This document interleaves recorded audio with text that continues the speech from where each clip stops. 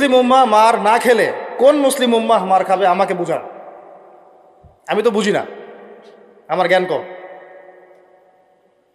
এই মুসলিম উম্মাহ যদি মার না খায় কোন মুসলিম উম্মাহ মার খাবে? আজকে যারা আসছে এখানে বা এর পরেও আসবে জুমার দিনে, আপনি এদেরকে 5 ওয়াক্ত নামাজে পাবেন।